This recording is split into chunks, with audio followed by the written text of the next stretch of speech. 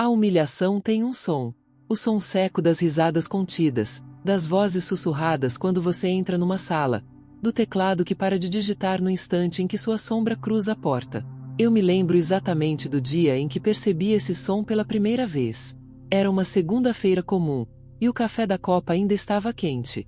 O cheiro do pão recém-assado misturava-se ao perfume barato que alguém usava demais. Eu ajeitava minha blusa simples, passava batom diante do reflexo da chaleira e sorria, tentando acreditar que aquele seria um bom dia. Mas naquele escritório, sorrisos como o meu tinham prazo de validade. Trabalhei naquela empresa por 23 anos. Entrei jovem, cheia de sonhos e disposta a provar que competência não tem cor, nem idade. Só que o tempo passa, e o brilho da competência de uma mulher negra envelhece diferente aos olhos dos outros. De repente, a mesma voz firme que um dia elogiavam começa a incomodar. A experiência vira teimosia. A liderança vira jeito difícil. E o respeito se transforma em silêncio. Foi assim que começou, não com gritos, mas com ausências. Os olhares. As reuniões sem convite. Os e-mails esquecidos de propósito. E o pior, o riso velado quando eu cometia o menor deslize. Era como caminhar num chão de vidro, sabendo que a primeira rachadura não viria do peso do erro, mas do prazer de quem esperava me ver cair. Eu fingia não perceber. Fingia tanto que quase me convenci de que estava tudo bem. Mas ninguém sobrevive muito tempo fingindo não sangrar. O primeiro golpe veio disfarçado de elogio. O novo gerente, branco, jovem, arrogante, disse que eu era um exemplo de superação, com aquele tom doce que esconde veneno. A sala riu, e eu ri também. Mas, por dentro, algo queimou. Porque eu sabia o que ele quis dizer. Que eu só estava ali por sorte, por resistência, por piedade. Não por mérito.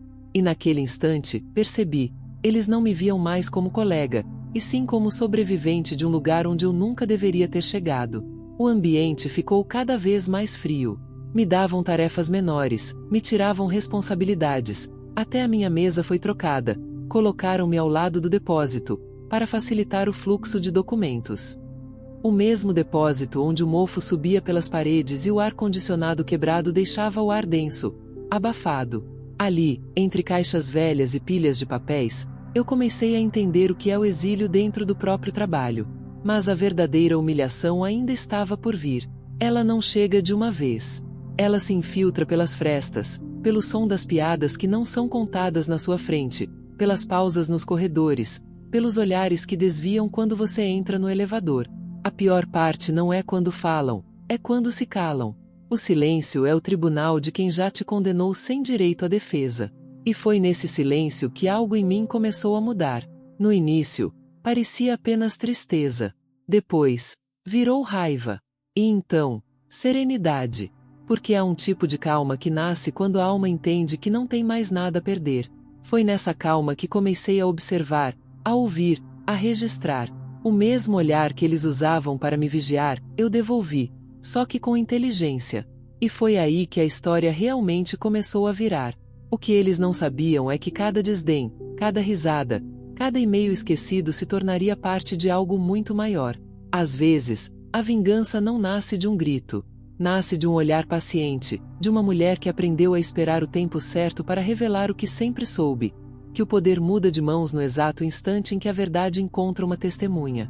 E eu encontrei a minha. Mas você sabe o que acontece quando quem sempre foi invisível decide ser vista? Foi num dia cinza, desses em que o ar parece mais pesado do que deveria, que percebi o quanto estava perto do limite. O relógio marcava 8h12, e eu já tinha sido interrompida 4 vezes por pessoas que fingiam não saber o meu cargo, perguntando quem cuida do café ou se eu podia entregar uma correspondência no andar de cima. Eu, que chefiava aquele setor há mais de uma década. Às vezes, o racismo não chega gritando. Ele vem de terno, com sorriso nos lábios e perfume caro. Vem disfarçado de brincadeira, de descuido, de coincidência. A sala estava cheia. O som dos teclados era quase uma sinfonia, e o frio do ar-condicionado mordia meus dedos. Cada toque era uma tentativa de manter a compostura, de não deixar transparecer o quanto aquele ambiente já me corroía. Quando o novo gerente passou atrás de mim e deixou escapar um "você é tão calma, deve ser coisa de gente da sua idade", algo em mim trincou. A voz dele era polida, mas o olhar não mentia. Por trás da falsa cortesia, havia o prazer de me diminuir. Não era só comigo. Eu via como olhavam para a faxineira, para o segurança, para qualquer um que tivesse a pele parecida com a minha. Era um tipo de desprezo que não precisava de palavras. Bastava o silêncio. Um silêncio que engole, que sufoca. E quanto mais você tenta ignorá-lo, mais ele cresce dentro de você.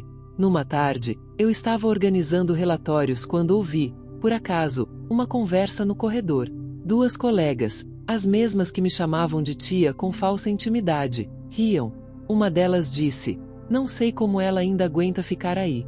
Se fosse eu, já tinha me aposentado. Deve estar com medo de não arrumar outra coisa." A outra respondeu: "Ou talvez seja porque o dono tem pena dela." A risada ecoou como uma faca atravessando o ar. Eu fiquei parada, segurando uma folha que agora tremia entre os meus dedos. Foi nessa hora que eu percebi que o pior tipo de humilhação é o que se veste de compaixão. É quando te fazem acreditar que estão te ajudando, quando na verdade estão te empurrando para o chão. E ali, no meio daquele escritório gelado, eu decidi que nunca mais abaixaria a cabeça. Continuei trabalhando, em silêncio. Mas não era o mesmo silêncio de antes. Era um silêncio estratégico. Um silêncio que observa. Comecei a anotar tudo. Cada comentário, cada reunião em que me ignoravam, cada e-mail desviado. Aprendi a transformar humilhação em registro, dor em prova. Com o tempo, percebi algo curioso. Quando uma mulher como eu fica em silêncio, eles acham que ela desistiu. Mas o que eles não entendem é que há uma diferença enorme entre desistir e planejar. Nas semanas seguintes, o ambiente ficou mais tenso. Eu já não sorria tanto, e isso os deixava desconfortáveis. Aquele desconforto era o sinal de que algo estava mudando. Era como se, pela primeira vez, eles tivessem medo, não de mim, mas de perder o controle que achavam que tinham. Uma noite, em casa, sentei na varanda com uma xícara de chá e olhei para as mãos. Mãos que trabalharam desde cedo, que criaram filhos, que seguraram um mundo sem aplausos. Pensei em quantas vezes, ao longo da vida, me fizeram acreditar que a humildade era sinônimo de submissão. Não é. A humildade é uma força quieta, e foi nela que encontrei coragem. Foi também nesse período que comecei a entender que a minha história não era só minha. Havia algo maior por trás. Uma repetição que se arrasta há gerações. Mulheres negras que dão tudo e recebem metades. E é por isso que tantas pessoas escolhem permanecer aqui, acompanhando cada revelação, porque, no fundo, sabem que essa história fala de todas nós. Na manhã seguinte, levei um pendrive no bolso. Pequeno, discreto, inofensivo.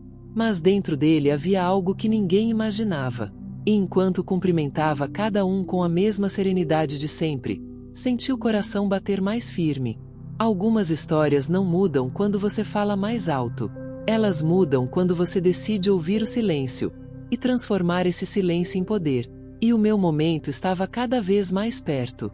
Naquela semana, o ar dentro da empresa parecia mais pesado, como se a própria parede respirasse desconfiança. Eu sentia os olhares me seguirem pelos corredores, longos, demorados, fingindo neutralidade. Havia algo diferente na forma como me cumprimentavam. Educados demais. Forçados demais. O tipo de educação que nasce do medo. E medo, eu aprendi, é sempre sinal de que a verdade está prestes a se revelar. O pendrive continuava comigo, no bolso do blazer, junto ao crachá que eu usava há tantos anos. Um pequeno objeto, quase invisível, mas que carregava dentro dele tudo que eles tentaram apagar. As conversas, as mensagens, os áudios, as reuniões gravadas sem saberem. Cada humilhação transformada em arquivo. Cada injustiça salva em silêncio. Eu andava com calma, mas por dentro era como se segurasse uma granada prestes a explodir. Lembro do cheiro do perfume caro da gerente, misturado ao aroma doce do álcool em gel que dominava o escritório. O som dos saltos no piso frio, os risos contidos, a tensão disfarçada de normalidade. Era um cenário de aparências. E eu sempre fui boa em enxergar o que existe por trás das aparências. Foi isso que me manteve viva por tantos anos ali. A habilidade de sorrir quando queriam que eu desabasse. Mas naquela manhã, enquanto digitava relatórios que já não importavam, percebi algo curioso. A calma que me tomava não era da vingança, e sim da justiça. A diferença é sutil, mas essencial. A vingança nasce da raiva. A justiça, da lucidez. E eu estava lúcida como nunca. O dilema que me consumia era silencioso. Parte de mim queria simplesmente ir embora, deixar tudo para trás e recomeçar longe dali. Mas a outra parte, a que carrega a memória das que vieram antes, sabia que o silêncio, dessa vez, seria cumplicidade. Eu devia algo a mim mesma. E aquelas que, como eu, foram apagadas de salas de reunião, de fotos de equipe, de histórias de sucesso. Foi então que uma reunião inesperada foi marcada. O dono da empresa, que raramente aparecia, avisou que passaria naquela tarde para uma avaliação interna. O burburinho começou cedo, e as pessoas corriam de um lado para o outro, nervosas. Eu continuei no meu canto, observando. Quando ele entrou, o ambiente mudou. Todos se endireitaram, sorriram, mudaram o tom da voz. Eu o cumprimentei com respeito, o mesmo respeito que ele sempre me deu, discreto, distante, mas genuíno. Ele me olhou por um instante mais longo do que o habitual, e algo em seu olhar me fez entender que o destino já havia escolhido o momento. Quando a reunião começou, eu soube que o jogo estava prestes a virar. A gerente, com seu falso carisma, começou a discursar sobre produtividade, comprometimento e clima organizacional. Falava bonito, como quem ensaiou frente ao espelho, mas o dono a observava em silêncio, apoiando o queixo sobre as mãos, atento demais. Então, ele se virou para mim e perguntou: "Você tem algo a acrescentar, dona Celina?" O ar pareceu desaparecer da sala. Eu senti todos os olhares me atravessarem, esperando a queda, o tropeço, o constrangimento. Respirei fundo. E, com a mesma serenidade com que preparei aquele pendrive, disse apenas: "Tenho, sim. Mas acho que é melhor mostrar do que falar." A gerente tentou rir, nervosa. O dono arqueou uma sobrancelha. E foi nesse instante que eu abri o notebook, conectei o pequeno pendrive e deixei o som da verdade preencher a sala. As vozes começaram a sair das caixas de som. Áudios que eles não imaginavam que alguém tivesse guardado. Risadas. Comentários. Ofensas disfarçadas de piadas. Velha, teimosa, devia agradecer por ainda estar aqui. O silêncio que se formou foi brutal. O rosto dela empalideceu. Alguns tentaram disfarçar o choque. Eu não gritei. Não chorei. Apenas olhei para cada um deles, em silêncio. Porque naquele instante, não havia mais o que explicar. O peso dos anos, das humilhações, das risadas, estava todo ali, entre aquelas paredes brancas. Mas, pela primeira vez, não sobre meus ombros, sobre os deles. E quando o dono da empresa se levantou, o som da cadeira arrastando pareceu anunciar o que viria. Mas o que ele disse depois? Ninguém estava preparado para ouvir. O silêncio que veio depois foi quase físico. Podia-se ouvir o som do ar sendo respirado com cuidado, como se todos tivessem medo de quebrar aquele instante. O dono da empresa continuava em pé, imóvel, olhando para mim e depois para a tela. As vozes gravadas ainda ecoavam em minha cabeça, misturadas ao som distante do relógio marcando segundos. A gerente, antes tão segura, agora mantinha os olhos baixos, o rosto sem cor. Havia algo de quase poético naquela inversão. Os mesmos que riram de mim agora buscavam o chão, tentando escapar do próprio reflexo. Ele demorou a falar. Caminhou lentamente até o centro da sala, apoiou as mãos na mesa e disse, com voz firme: "Eu ouvi cada palavra. E isso não vai ficar assim." Foi a primeira vez, em tantos anos, que senti que alguém me via por inteiro. Não como a funcionária de sempre, não como a mulher invisível da sala do fundo, mas como uma presença. Como alguém cuja dor finalmente fazia barulho suficiente para atravessar paredes. Enquanto ele falava, notei como o sol da tarde invadia o espaço, projetando manchas de luz sobre o chão. Parecia simbólico. Aquele feixe iluminava meu lado da mesa, como se o próprio tempo tivesse decidido mostrar de que lado estava a verdade. Os outros desviavam o olhar. Alguns tentavam se recompor, ajeitando papéis, tossindo baixinho, fingindo que nada daquilo os tocava. Mas eu via. Eu via a vergonha nas mãos trêmulas, o arrependimento disfarçado na pressa de recolher objetos. Quando a reunião terminou, o dono se aproximou de mim. Não havia pressa no seu gesto, apenas um respeito silencioso. Ele colocou a mão sobre o encosto da cadeira e disse, num tom quase confessional, eu devia ter percebido antes. Às vezes, o poder nos deixa cegos. Essas palavras ficaram ecoando em mim por dias. Porque não se tratava apenas de justiça. Era algo maior. Era sobre o reconhecimento de uma humanidade que tantas vezes tentaram me negar. Saí da empresa naquele dia sem olhar para trás. O corredor parecia outro. Os passos, antes pesados, agora soavam leves, quase musicais. O som do salto ecoava como um lembrete de tudo o que resisti. Na porta do elevador, o vidro refletiu meu rosto. E pela primeira vez, em muito tempo, eu gostei do que vi. Há feridas que não se curam com desculpas. Elas cicatrizam com dignidade. E dignidade é o tipo de coisa que ninguém pode te dar, ou te tirar. Nos dias que seguiram, as mensagens começaram a chegar. Colegas antigos, pessoas que eu nem imaginava, confessando que tinham visto o que eu passava, mas calaram por medo.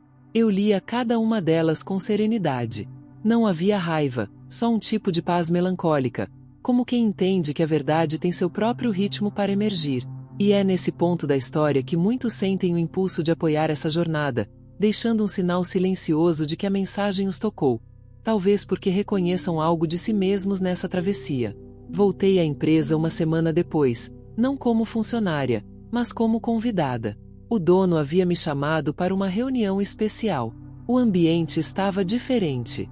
Os sorrisos agora eram sinceros, ainda que tímidos. A antiga gerente já não estava lá. No seu lugar, uma mulher jovem, negra, com olhar firme e voz tranquila, apresentava novos projetos.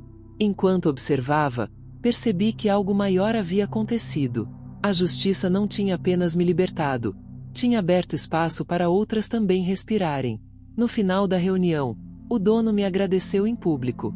Disse que algumas verdades só vêm à tona quando alguém tem coragem de mostrá-las. Eu apenas sorri, porque, no fundo, eu sabia que coragem nunca foi o problema. O problema era o quanto o mundo tentava fazer a gente duvidar dela.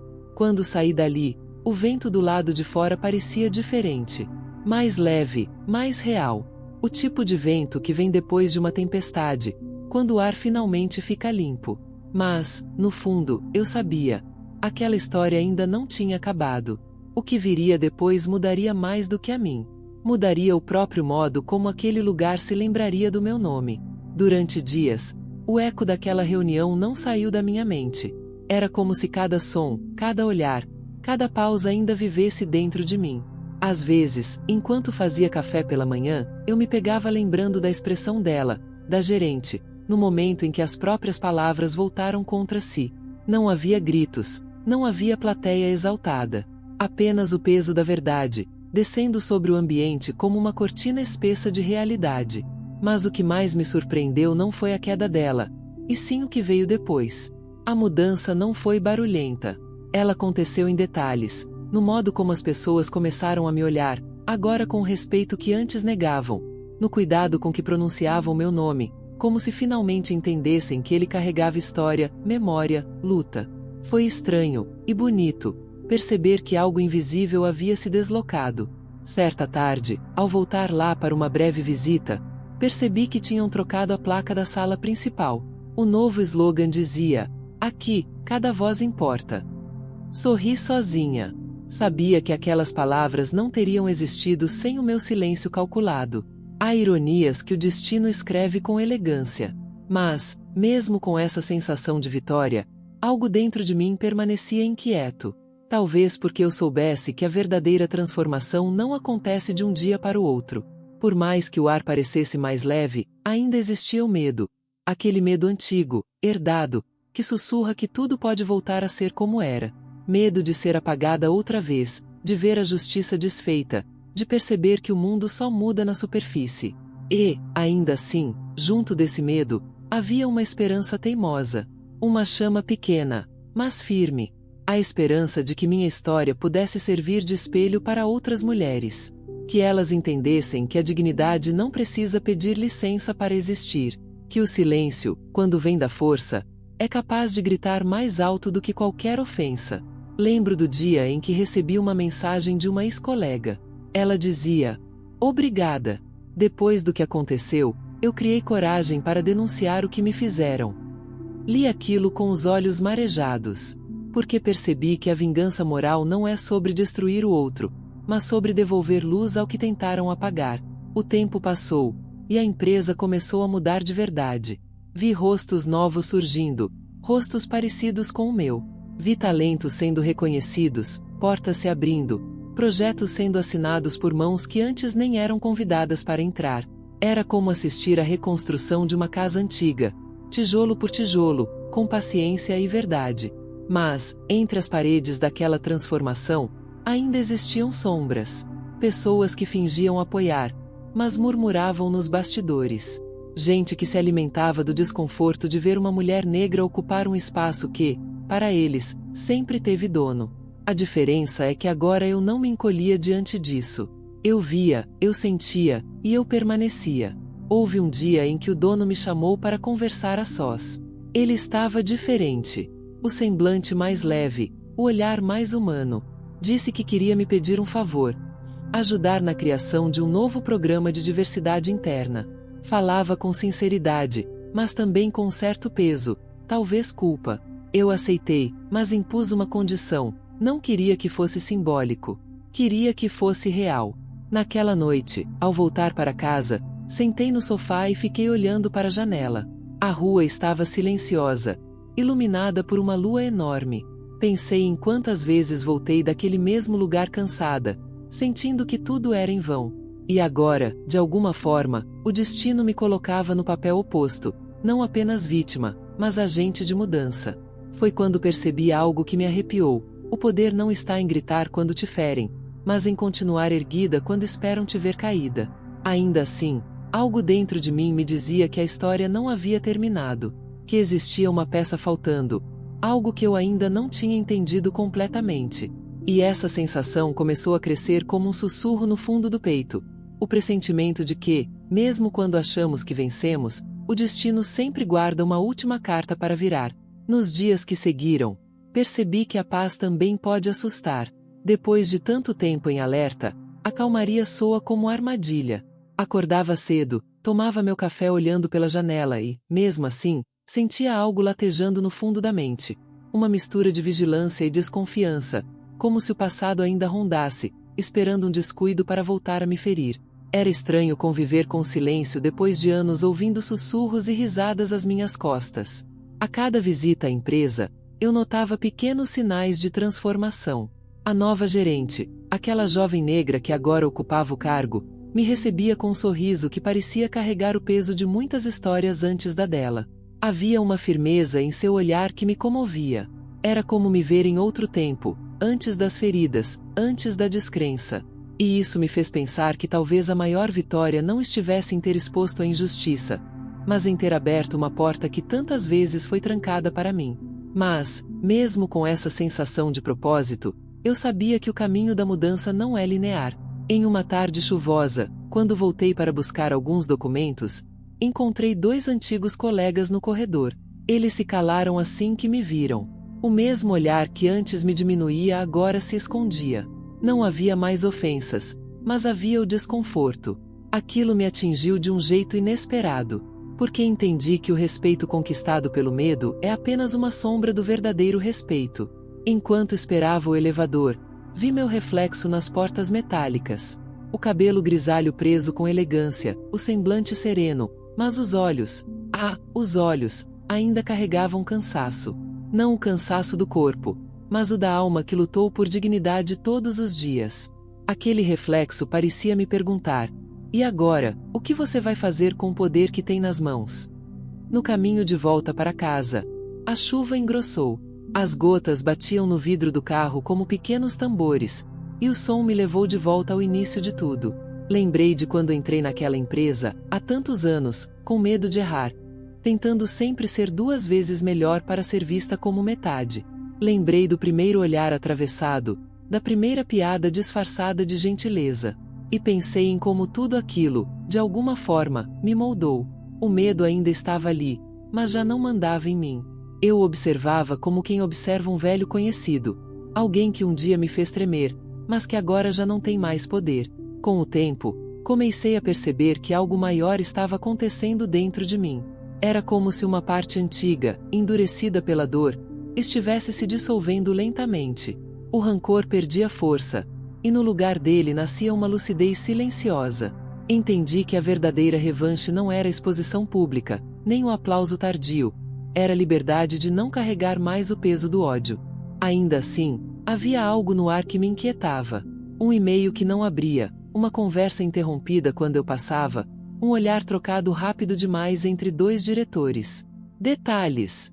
Pequenos, mas constantes. Era como se a sombra de tudo o que aconteceu ainda se recusasse a desaparecer. À noite, enquanto preparava o jantar, senti de novo aquela sensação de vigília. O som do óleo na frigideira, o cheiro do alho dourando, o barulho distante de um trovão. Tudo parecia carregar um presságio. Coloquei o prato na mesa e fiquei olhando para o vazio, tentando entender de onde vinha aquela inquietação. E então percebi: a luta não termina quando a justiça é feita. Ela apenas muda de forma. Agora, o desafio era outro: manter o que conquistei, sem me perder no caminho. Não deixar que a ferida se tornasse identidade. Não permitir que o passado definisse o que eu seria dali em diante.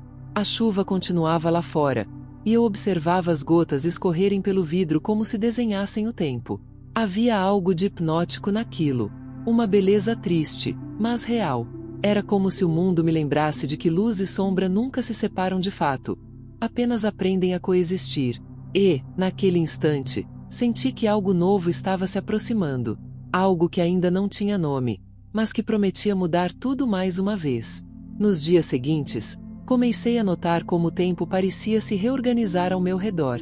As pessoas passavam a me tratar com uma mistura de respeito e cautela, como se minha presença carregasse um peso que elas ainda não sabiam medir. No início, isso me incomodava. Eu não queria ser o fantasma que lembrava os outros do que fizeram. Mas, aos poucos, percebi que aquele desconforto coletivo também era uma forma de transformação. Era o silêncio do aprendizado. O tipo de silêncio que antecede o reconhecimento. A nova política interna começou a dar frutos. Projetos esquecidos por anos voltaram à pauta. Ideias que antes eram ignoradas começaram a ser ouvidas. Vi jovens funcionárias, especialmente mulheres negras, se levantarem nas reuniões com coragem inédita. Era como se minha história tivesse aberto uma fenda no medo, pequena, mas suficiente para deixar a luz entrar. E, no fundo, eu sabia que cada uma delas carregava dentro de si uma versão do que eu já vivi. O esforço para ser vista, o desejo de ser ouvida sem precisar gritar. Certa tarde, fui convidada para falar em um evento interno sobre ética e respeito. Subi no palco com as mãos trêmulas, mas o coração calmo. Olhei para a plateia e vi tantos rostos atentos, misturados entre antigos colegas e novos funcionários. Contei minha trajetória sem acusar ninguém. Falei do que dói, mas também do que cura. Do poder de se manter firme mesmo quando o chão desaparece. E, enquanto eu falava, percebi algo que nunca tinha notado antes. O medo das pessoas se transformando em reflexão. Era como assistir o gelo derreter, devagar, mas inevitavelmente. Depois da palestra, recebi dezenas de mensagens. Algumas vinham de quem antes fingia não me ver. Outras, de jovens que diziam se sentir inspiradas a não abaixar a cabeça. Li cada uma delas com um misto de orgulho e serenidade. Entendi que a dor, quando exposta com dignidade, tem o poder de construir pontes. Mas nem todos reagiram com humildade. Em meio a tantas mudanças, alguns ainda tentavam sabotar o processo. Um relatório extraviado aqui, uma informação omitida ali. A resistência sutil de quem teme perder privilégios. Só que, dessa vez, eu não me retraí. Observei, registrei, e agi com calma. O tempo me ensinou que não é gritando que se vence, é documentando, revelando no momento certo. E esse momento chegou quando o dono da empresa decidiu fazer uma auditoria completa. Ele queria revisar todos os setores, entender onde ainda havia falhas éticas. Fui chamada para acompanhar parte do processo, e, no meio dos relatórios, uma verdade desconcertante veio à tona. Um dos diretores mais antigos, aquele que sempre tentou me desmerecer, estava envolvido em um esquema interno para manipular resultados e favorecer conhecidos. Ironia do destino. Enquanto tentava apagar minha voz, cavava a própria ruína. O dono me olhou de um jeito diferente naquele dia. Não havia pena, nem admiração forçada. Havia respeito. Um respeito silencioso, mas inteiro. Ele me pediu ajuda para reconstruir aquele setor. E, pela primeira vez, senti que a empresa me via não como sobrevivente, mas como liderança. Naquela noite, sozinha em casa, sentei à mesa e fiquei olhando para as mãos. Eram as mesmas mãos que um dia tremeram de raiva e impotência. Agora, firmes, seguras, moldadas por tudo que suportaram. Pensei em como a vida nos testa. E como, às vezes, o retorno não vem na forma de aplauso, mas de justiça silenciosa. A cidade dormia lá fora, e eu sentia o peso leve da vitória madura, aquela que não precisa ser exibida. Era estranho pensar que o mesmo lugar onde me humilharam agora me pedia ajuda para se reconstruir, como se o destino tivesse decidido me entregar, aos poucos, tudo o que tentaram me tirar. E é curioso como, quando a gente compartilha histórias assim, algumas pessoas se reconhecem nelas. Outras se questionam. Algumas até sentem um incômodo bom, aquele que desperta a consciência. Talvez seja por isso que, sempre que alguém escuta esse tipo de relato, sente vontade de dividir o que também viveu.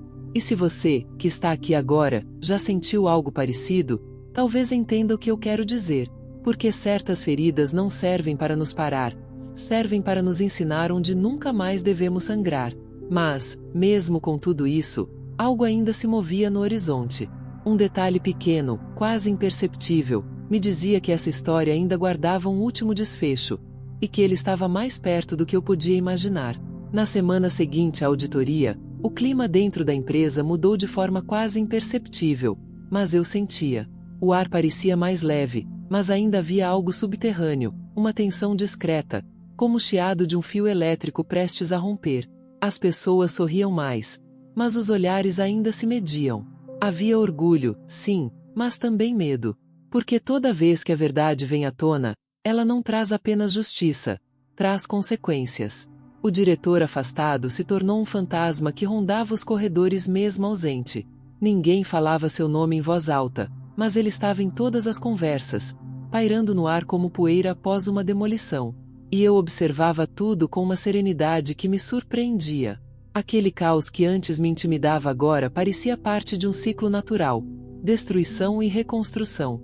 Percebi que, às vezes, o que parece ruína é apenas o terreno sendo preparado para algo novo crescer. Mas não era só dentro da empresa que as mudanças aconteciam. Do lado de fora, algo também se transformava em mim. Comecei a caminhar sozinha depois do trabalho, apenas para ouvir meus próprios passos, sentir o vento tocando o rosto, ver a cidade sob outra luz. A cada esquina, eu me via revendo versões antigas de mim mesma. A mulher que engolia insultos, que duvidava da própria força, que confundia humildade com silêncio. Todas elas ainda viviam em mim, mas agora pareciam observar de longe, como se dissessem: finalmente, você se escolheu. Foi numa dessas caminhadas que recebi uma ligação inesperada. Era o dono da empresa. A voz dele soava diferente, mais contida, quase vulnerável. Disse que queria me agradecer pessoalmente, e que pretendia me incluir em um novo conselho consultivo. Precisamos de pessoas que saibam o que é resistir, ele disse. E, pela primeira vez, entendi que minha dor havia virado referência. Naquela noite, não consegui dormir. Fiquei sentada na poltrona, com uma xícara de chá entre as mãos, olhando o vapor subir e desaparecer no ar. Pensei em tudo o que me trouxe até ali. As humilhações, as longas horas fingindo que não via, as lágrimas escondidas no banheiro, os dias em que pensei em desistir. E percebi que a dor também educa, só que de forma silenciosa e impiedosa. Ela nos ensina a enxergar o que realmente importa, a reconhecer quem somos quando ninguém mais nos enxerga. Mas, mesmo com essa clareza, algo me deixava inquieta. Havia uma sensação estranha de que nem todos aceitariam aquela nova ordem. O poder, quando é abalado, reage. E eu sabia que alguns ainda não tinham desistido de me ver cair. Pequenos gestos começaram a me alertar. relatórios que demoravam mais do que o normal, reuniões marcadas sem meu conhecimento, mensagens que não chegavam até mim. Nada explícito. Apenas o suficiente para testar minha paciência. Eu observava tudo em silêncio, sem confronto. Já tinha aprendido que, em certos jogos, vencer é não se apressar. O tempo é um aliado cruel, mas justo. Certa manhã, ao chegar cedo, vi uma pasta esquecida sobre a mesa da diretoria. Dentro, documentos antigos, assinaturas duvidosas, transações que remontavam a um período anterior à auditoria. Algo me dizia que aquele dossiê não estava ali por acaso. Era uma armadilha, ou um convite. Hesitei por um instante. Poderia simplesmente ignorar, fingir que não vi. Mas minha consciência não me permitiria. Respirei fundo e fechei a pasta, guardando a imagem de cada página na memória. Nos dias que seguiram, a tensão voltou a crescer. O mesmo ambiente que antes me parecia em transformação agora pulsava com uma energia instável, como se a verdade, uma vez liberta, exigisse mais do que estávamos dispostos a entregar. E, no fundo, eu sabia, toda mudança tem um preço. Certa noite, voltando para casa, notei um carro estacionado do outro lado da rua. Os faróis apagados, o motor desligado. Por um segundo, pensei estar imaginando coisas. Mas o mesmo carro estava lá novamente na noite seguinte. O mesmo modelo, a mesma cor. O medo antigo, aquele que eu achava ter superado, voltou a me visitar. Sutil, mas real. A diferença é que, dessa vez, eu não deixei que ele me paralisasse. Fechei as cortinas, fiz um chá e sentei em silêncio. O som do relógio preenchia a casa, marcando cada segundo com precisão. E, enquanto o tempo passava, percebi que a história ainda não havia terminado. Que, talvez, a verdade que eu pensava ter revelado fosse apenas a superfície de algo muito mais profundo. Algo que ainda esperava o momento certo para emergir. Naquela noite, o silêncio da casa parecia mais pesado do que o habitual. Cada som parecia amplificado. O estalar da madeira no chão, o vento que passava pelas frestas das janelas, o tic-tac do relógio na parede. Era como se o próprio tempo tivesse parado para observar o que eu faria a seguir. O carro ainda estava do outro lado da rua. O mesmo, imóvel, discreto, como uma sombra paciente. E pela primeira vez em muito tempo, senti de novo o arrepio familiar de quando a vida parece à beira de revelar algo que não se pode mais esconder. Não dormi. Fiquei na sala, observando o reflexo das luzes da rua no vidro da janela.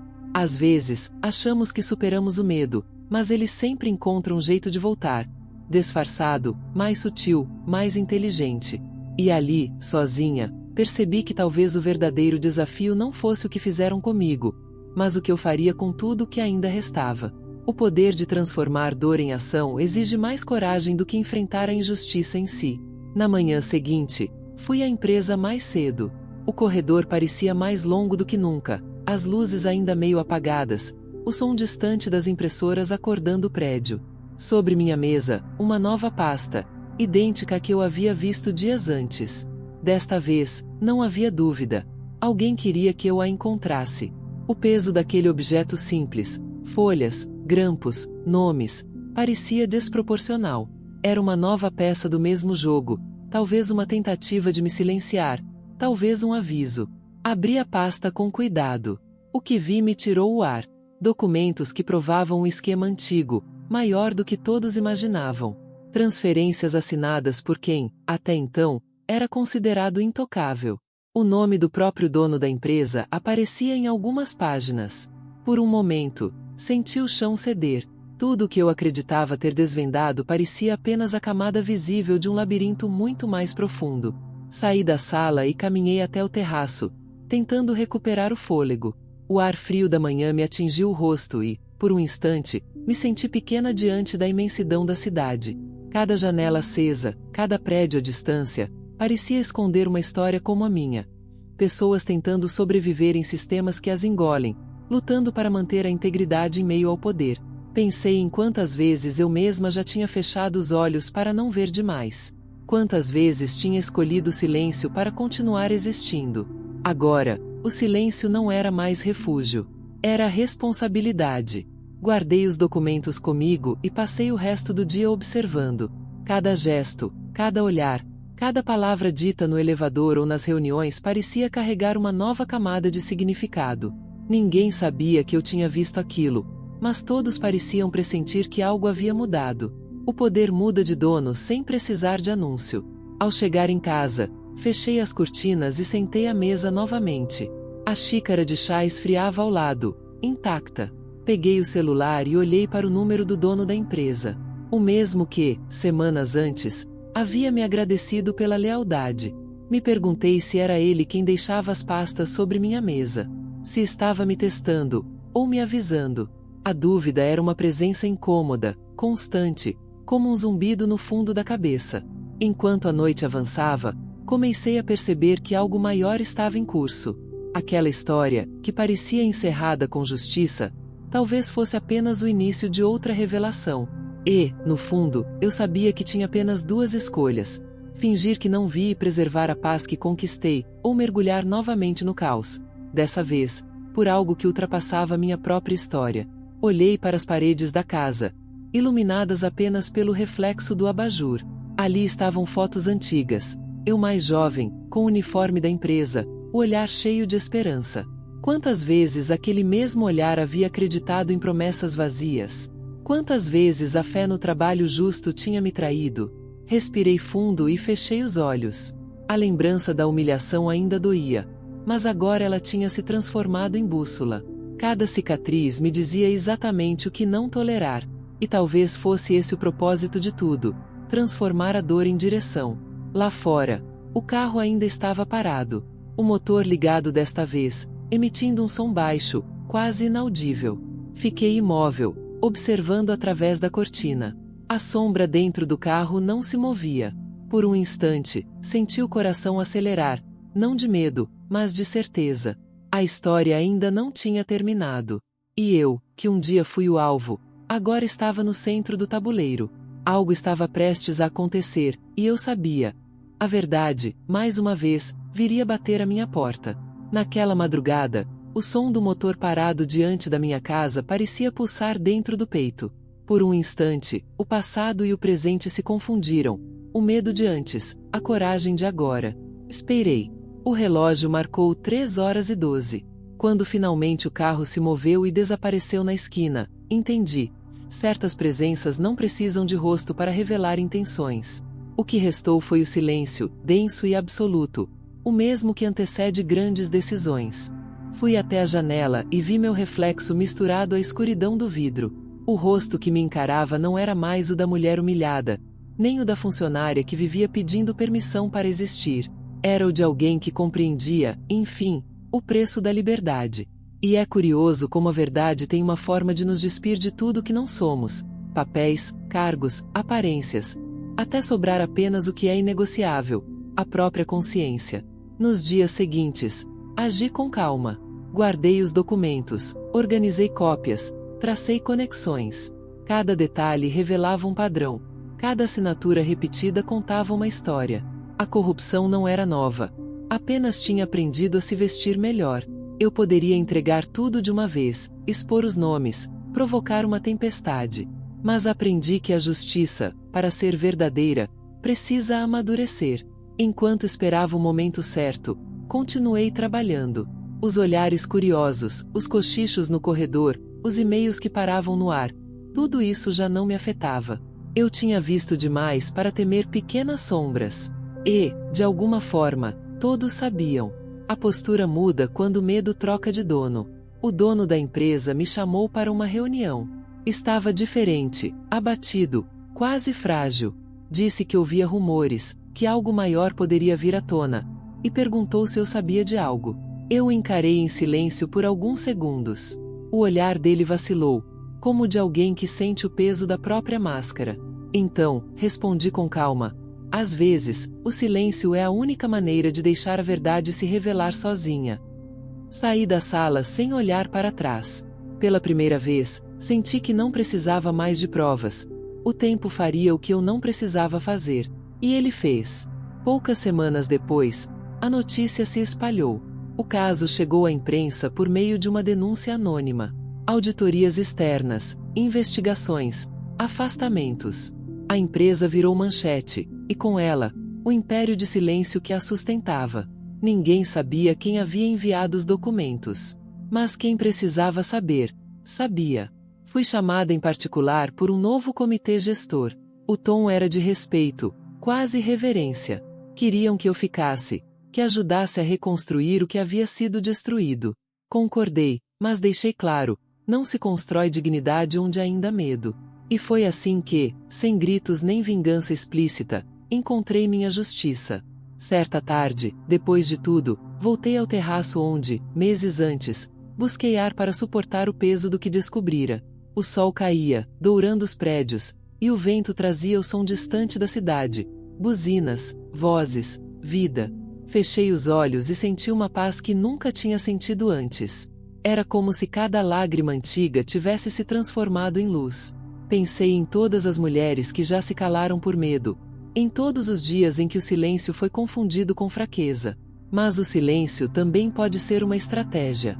Às vezes, é nele que nasce a força que muda tudo. E agora, olhando para trás, percebo que a humilhação que me tentou destruir foi a semente da minha libertação. Porque o poder de se reerguer não está no que os outros fazem conosco, mas no que escolhemos fazer com o que sobra. Se essa história chegou até você, talvez não seja por acaso. Talvez você também tenha algo guardado, algo que o mundo ainda não reconheceu. E, se for esse o caso, deixe um sinal silencioso de que ainda acredita na força da verdade. Comente o que essa jornada despertou em você, porque histórias como essa não vivem sozinhas. Elas ecoam em quem precisa ouvir. Hoje, quando caminho pelos mesmos corredores onde um dia fui diminuída, percebo que a vitória não está em ser aplaudida, mas em não se curvar. A vingança não foi destruição, foi transformação. E é com esse tipo de força que se constrói um novo começo. Porque, no fim das contas, justiça não é ver o outro cair, é se ver de pé, inteira, depois de tudo.